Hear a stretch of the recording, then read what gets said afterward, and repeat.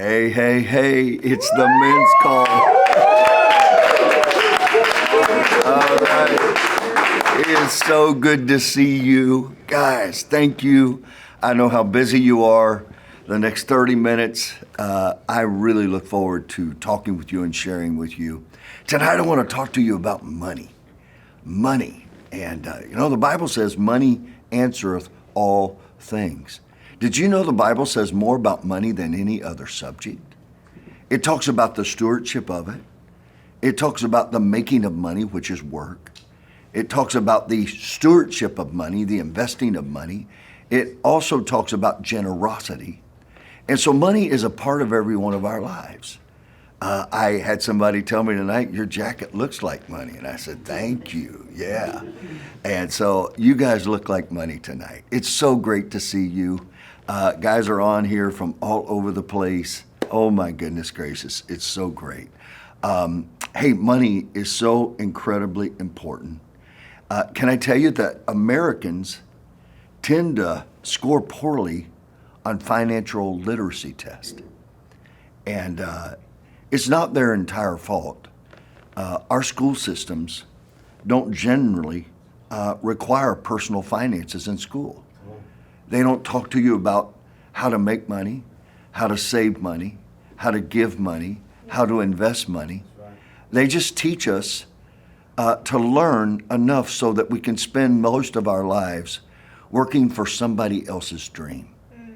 And so I just want to challenge you tonight. You can't talk about money without talking about imagination, without talking about a dream, without talking about self-worth and self-esteem.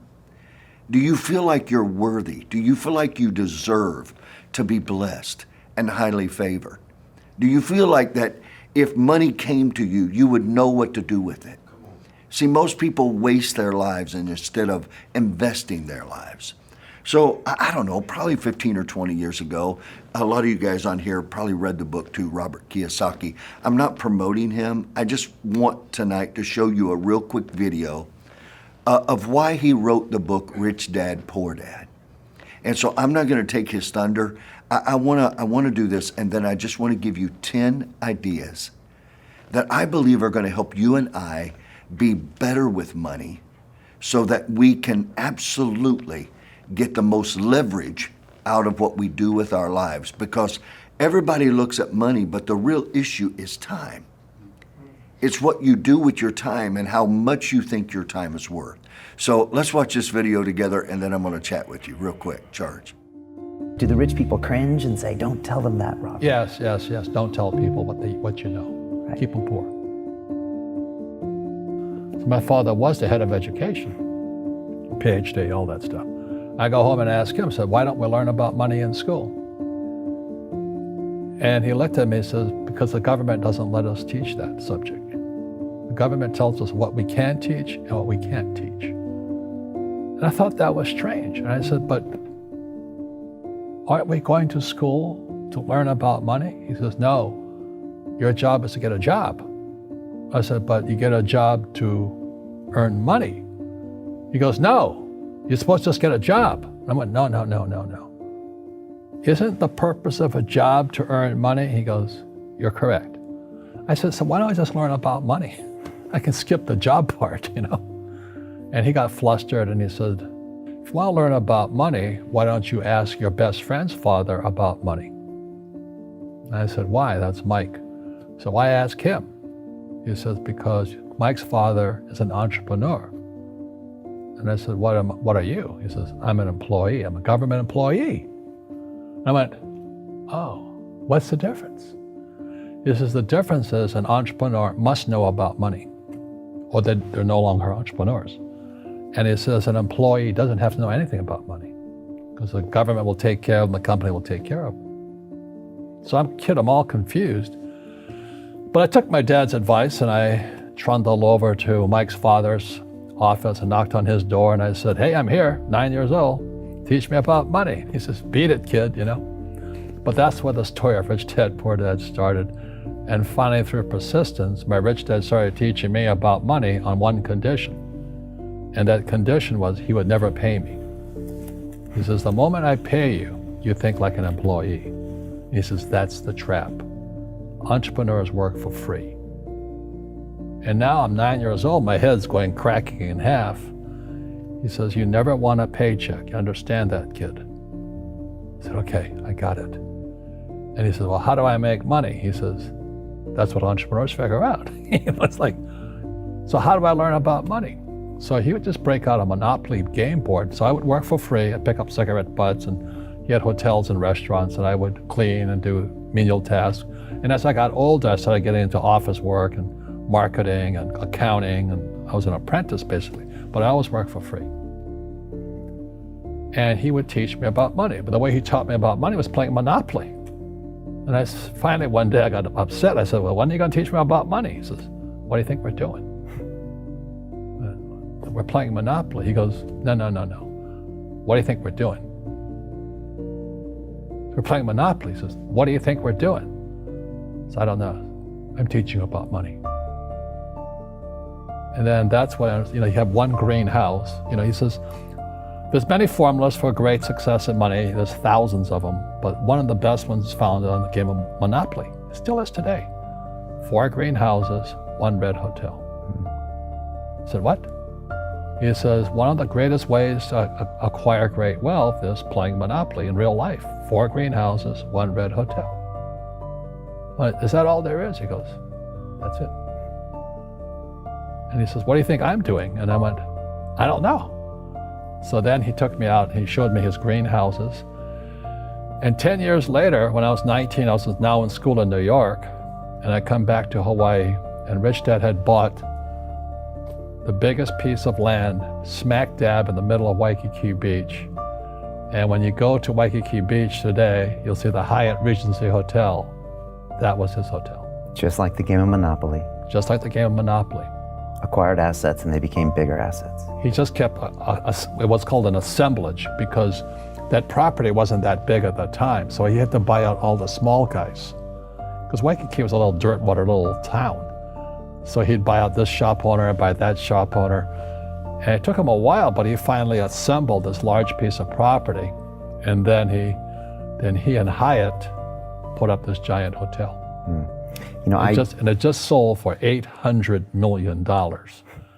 So that's how I learned about money.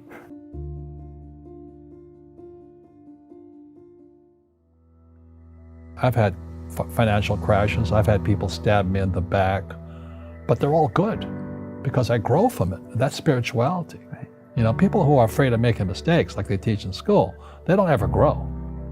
Because spirituality is there's good and there's bad, there's right and there's wrong, there's up and there's down. Most people only want to be right. They only want to be positive. Well, you can't have that. That's not reality.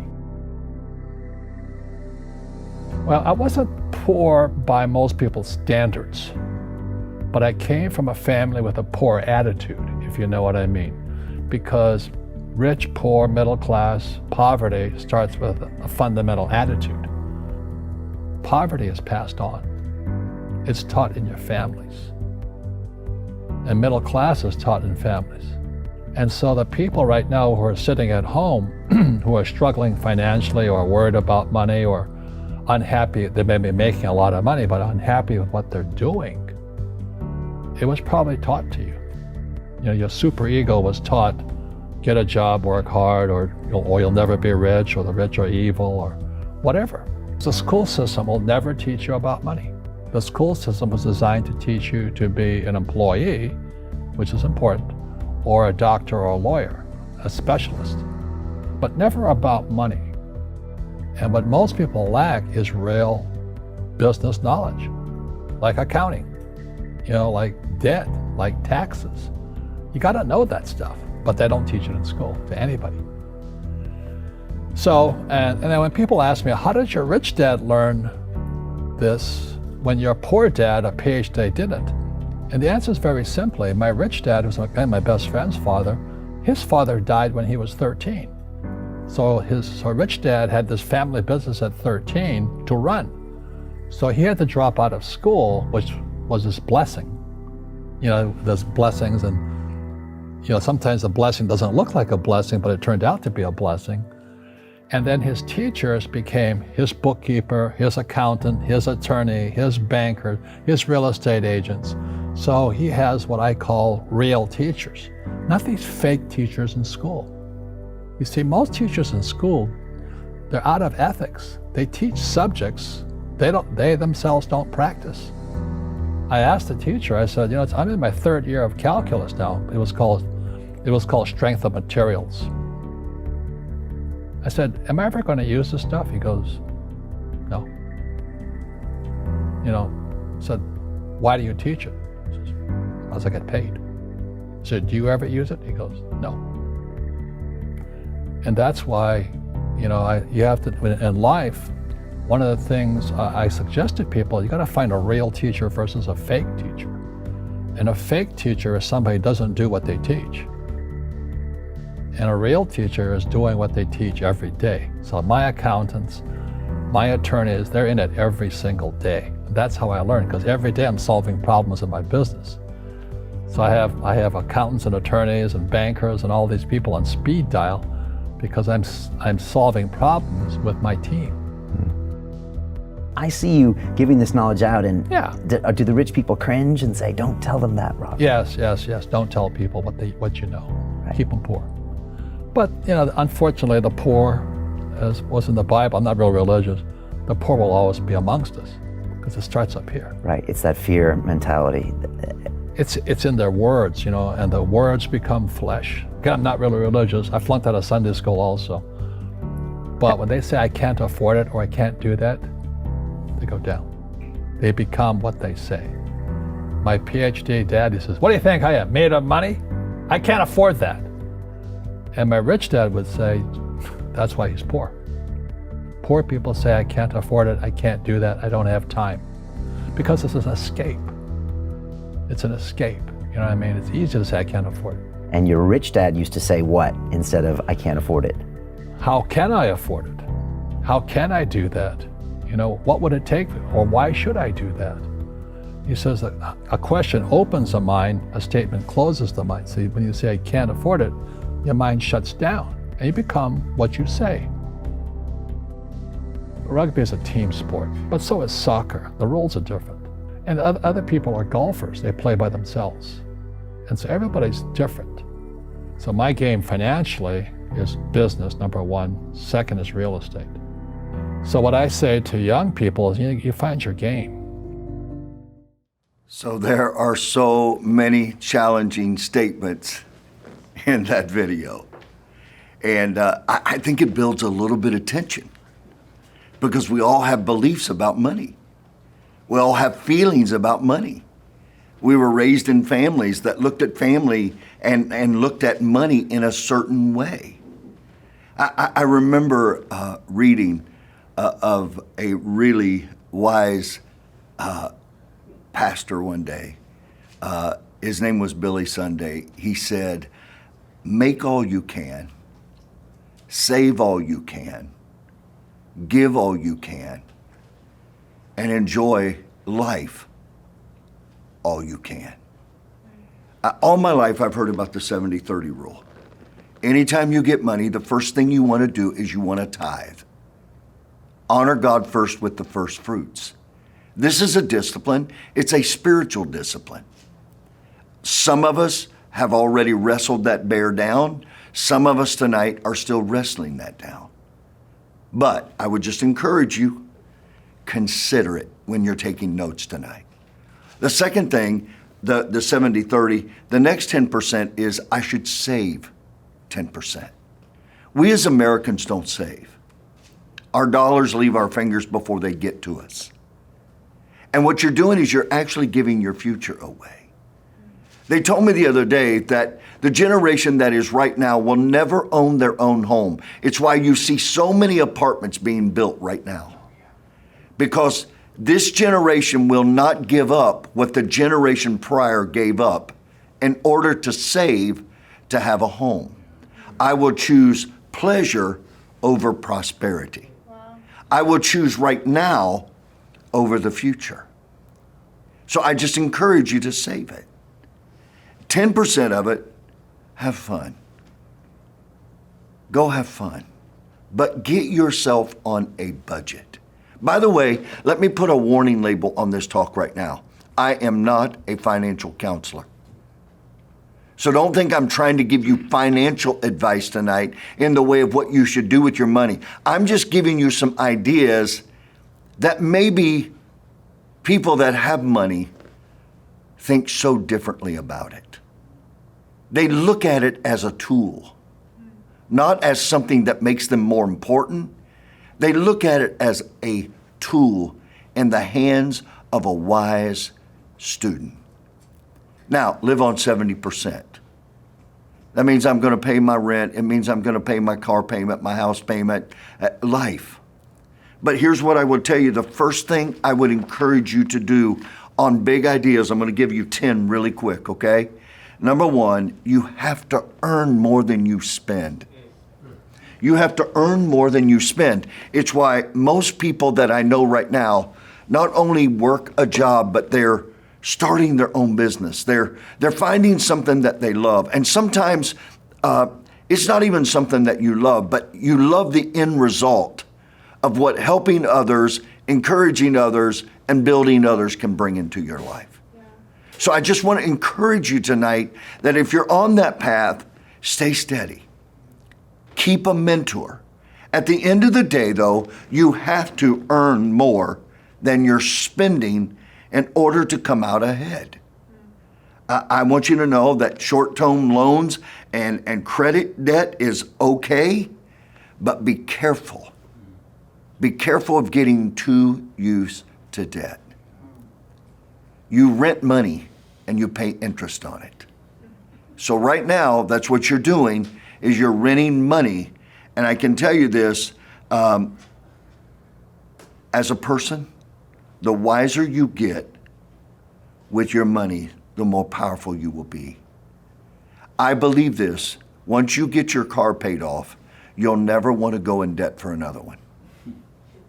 You just won't.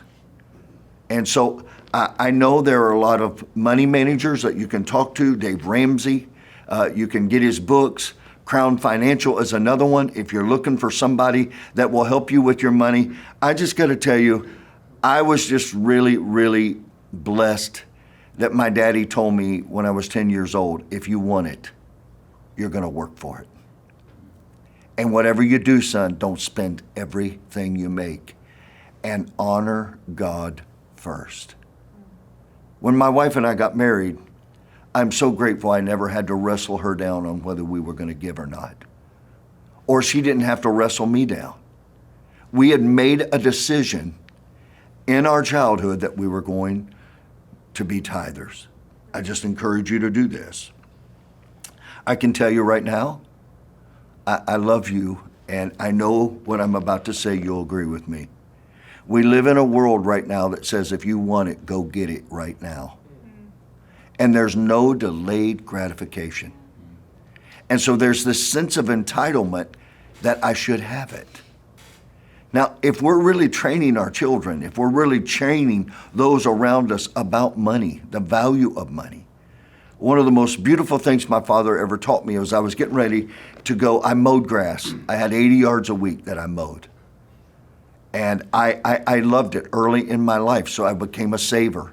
And the more I made, the more I wanted to make. I never said, I made $1,000, so guess what? I can spend $1,000 and I'm just going to sit home on the couch. If I made $1,000, I was going to figure out how to make another $1,000. Entrepreneur. A job will make you say, this is all I can make. And by the way, we're not against jobs. If you've got a great job, we're grateful. I got people at G5 that God's just blessing them with incredible jobs. But I just want to encourage you, understand money and understand the use of it. And here's why. This is a big line right now, write it in capital letters. Because God wants to do something so precious with your life, and the enemy's plan is to get you in a position where you cannot afford to do it. Let me say it this way. There's an opportunity going to come for you to go be a part of something, to learn something, to build something in you.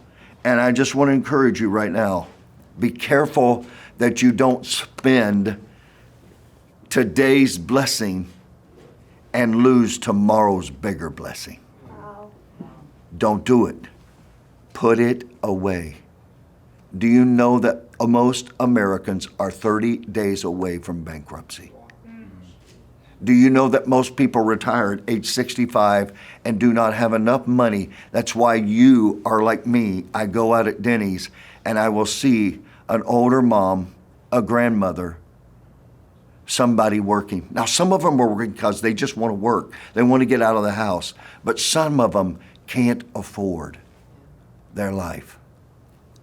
So you got to earn more than you can spend. The second thing is when you begin to save early, it helps you save more. When you begin to save early, it helps you save more. Young people, listen, if we can get our children from about age 12 going on, saving $1,000 a year, by the time they're 50, if they save $1,000 a year, that $1,000 a year will turn into about $1 million.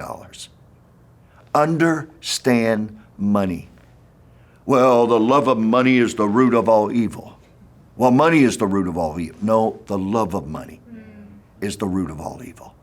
Money is a tool put in your hands. I look at faces on the screen right now of men that I can't wait. They're going to help us in this vision right here. You're going to help us buy more equipment. You're going to be able to sow into this vision, and you're going to have money that when we need to go to a city and open another locker room, you're going to have the money to do it. Right now, we're getting so many requests. We're getting ready to shoot a video on how to open a locker room in your city. Guys, right now, there are people on the screen right now. I see your faces. I want to call you and go, hey, will you jump on a plane and will you come and help me do this? Don't spend tomorrow's blessing today. Get a hold of your finances, get a budget, and watch what happens. The more you save early, it will be something that you do for the rest of your life. It's so powerful.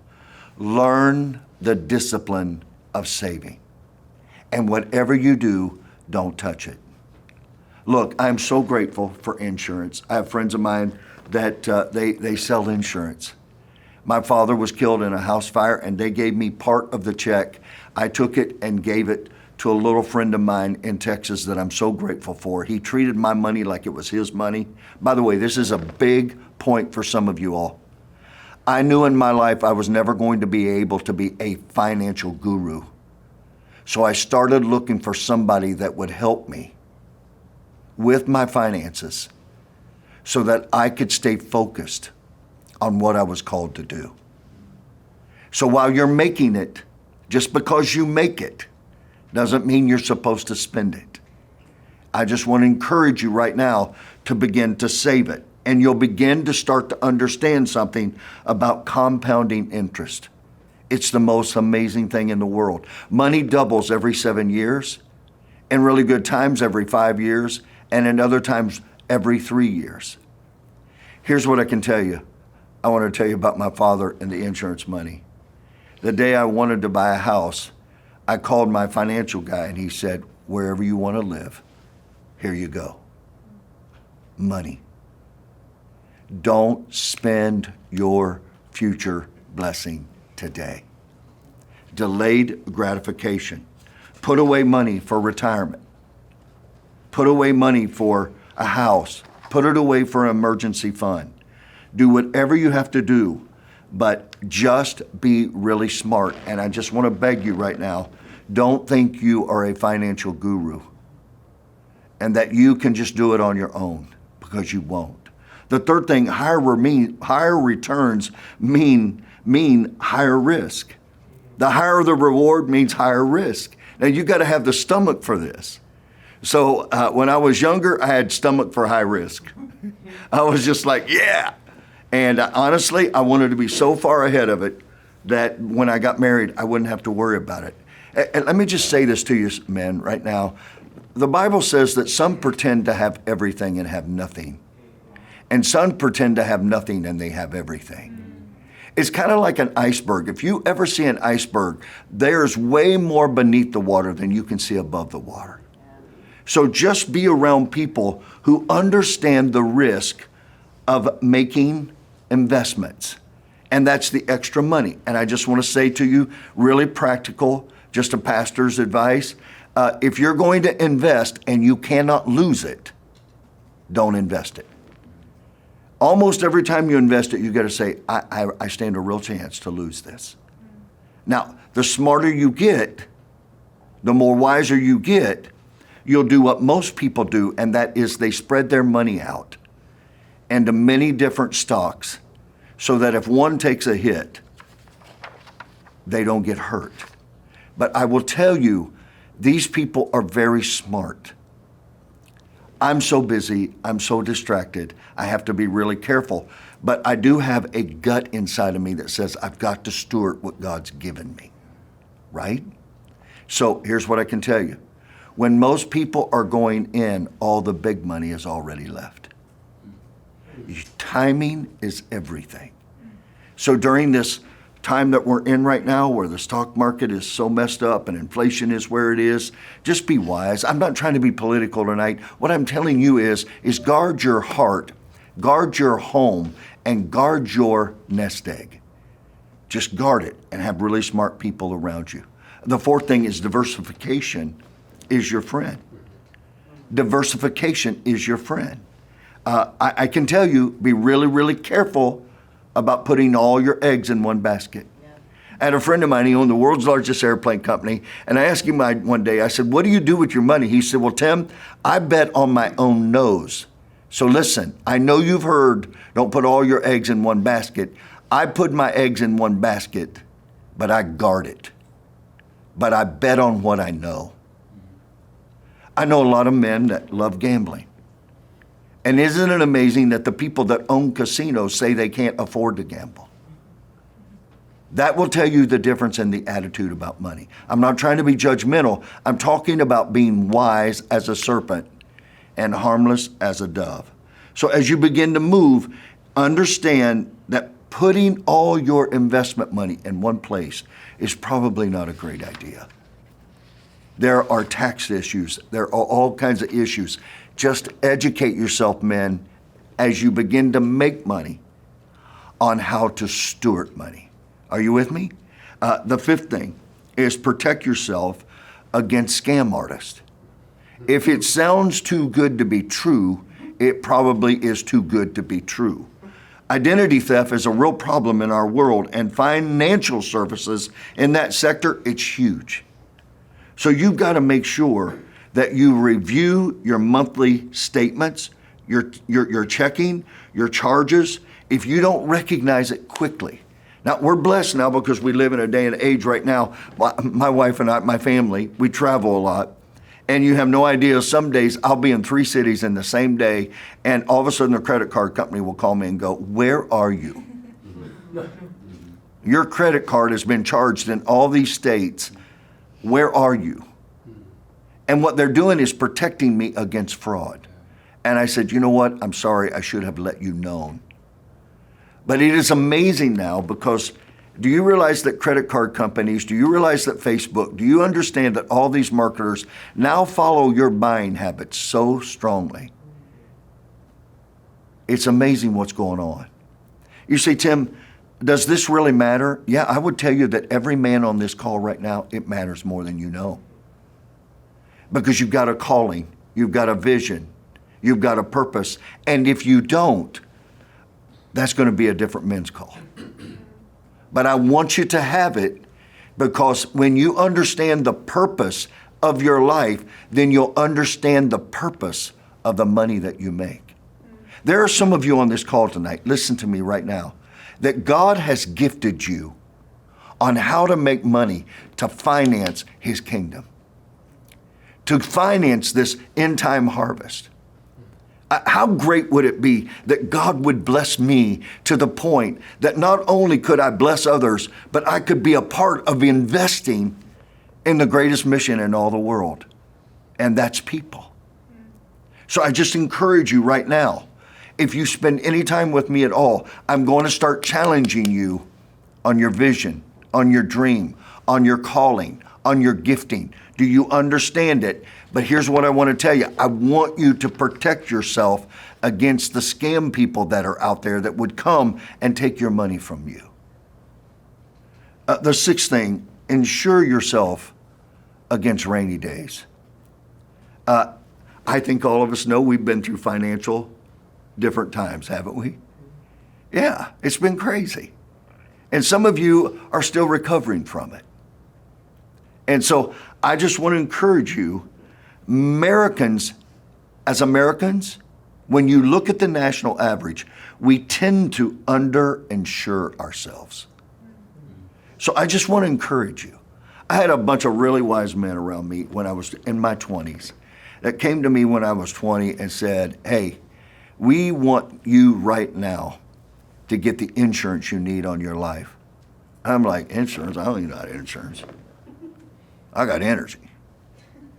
And they said, no, you're a very important asset, and we have to insure against your loss.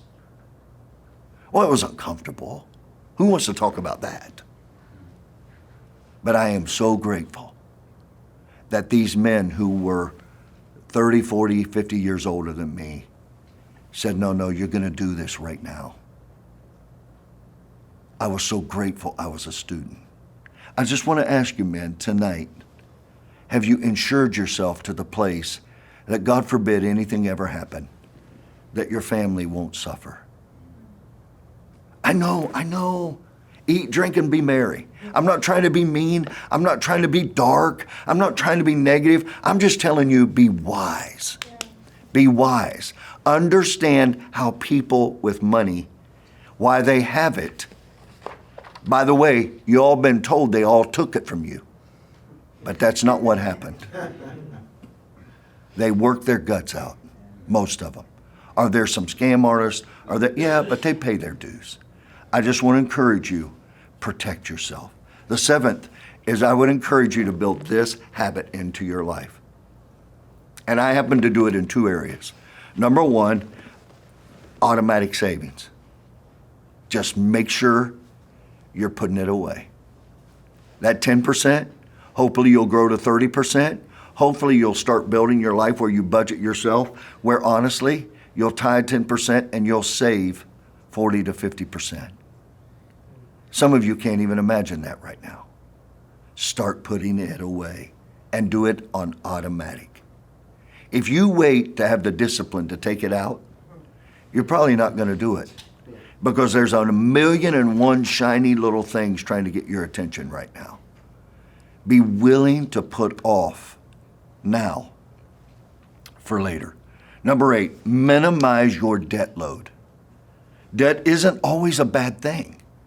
It can enable people to go to college or buy a home that otherwise couldn't. What I'm talking about is credit card debt. You know what I'm talking about, where the interest on it is so high. And if you go look it up tonight, Google it, and ask what is right now the credit card debt on most Americans. Go look at it. I just want to beg you, people get in trouble when they get into more debt than they can pay for. That means when I get my lifestyle, when I get my desires bigger. So I'm going to encourage you right now to make sure in your life that you have accountability. I've got a very generous heart. I'm being very real with you men tonight. Will you let me be very real with you tonight? I know this is not the call that's going to make you want to round the block, but I promise you, you need this. You need this more than you know you need it. So I have a very generous heart and I've got a huge mercy gift. So guess what? I had to put literally a group of people in my life that honestly control even how I give. Because people will come to me and say, I can't do this, I can't do this, I can't do this, I can't pay my rent, I can't do this. I have such a mercy-filled heart that a lot of times they say, and I'll pay you back. And I then just go, I'm kissing that money goodbye. But you have no idea how many people money was more important than our relationship. And so I just want to beg you in your life right now, work. I'm going to get positive here in a second, but I just want to right now equip you. Number 9, keep track of your credit score. The better your credit is, the lower interest rate you're going to pay. Just little simple things in your life. And so here's what the Bible would say about that. A good name is above riches. So there are things on this earth that matter more than money because money can't purchase it. I'm going to let that sit there. But right now, you are in the biggest income earning time of your life. And you need to go for it. That's why it's so important for you to get an annual credit. Just know what your score is. And I remember one day I was such a, I'm such a cash payer guy. Okay, I can't stand debt. And I went and I wanted to get something, and the bank looked at me and said, "You got no credit." I go, "What do you mean I don't got no credit?" I said, "You got assets, you got no credit." And so I literally had to go about through 2 or 3 years where I took loans out and paid them back just so I could get a credit score. Wise. Most people take that money when they get equity and they invest it in stuff they don't need to impress people they don't like. I want to encourage you to take that money and put it away. Watch your credit score. Number 10, and I'm gonna close, and I'm excited. I'm 6 minutes over. I'm so sorry, man. Never stop learning. Never stop learning about the power of money. Don't ever worship it. Leverage it.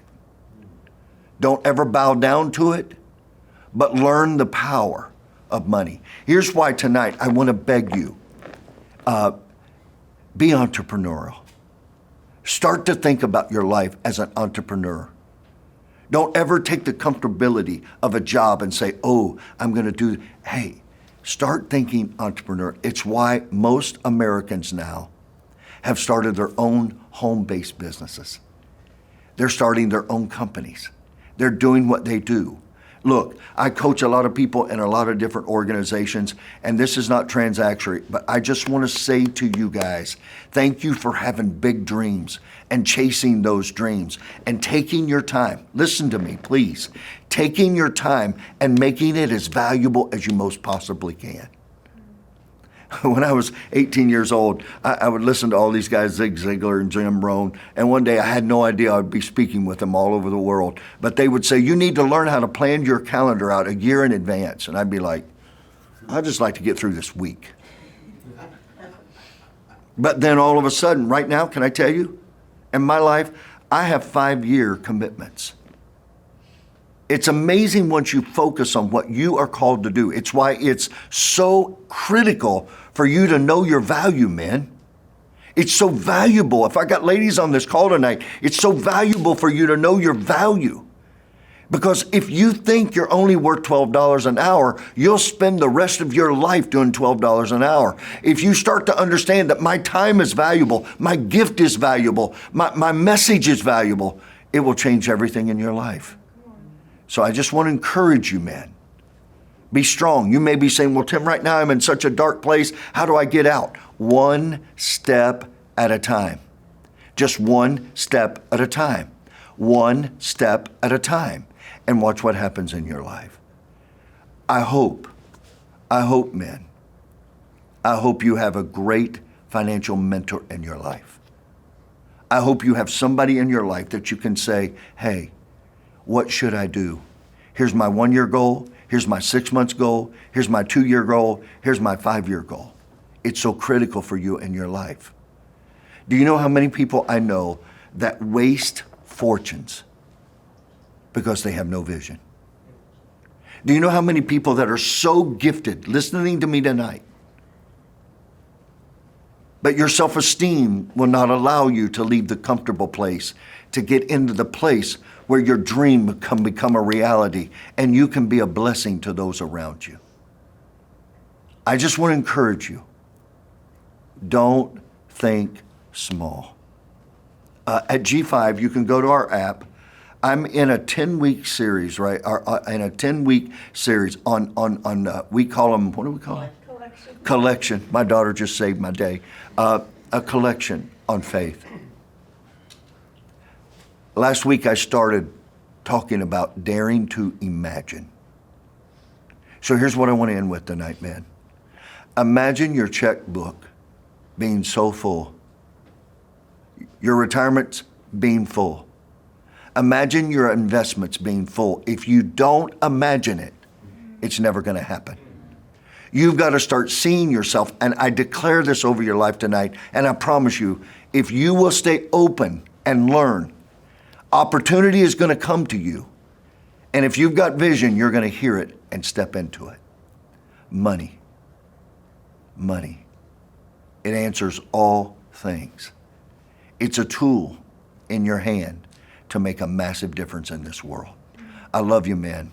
Charge. Let's go do our best at stewarding what God's given us. There's such a difference between wealth and rich. Rich is just money and things. Wealth is the stewardship of money, things, and relationships. Do you know the number one reason people get divorced?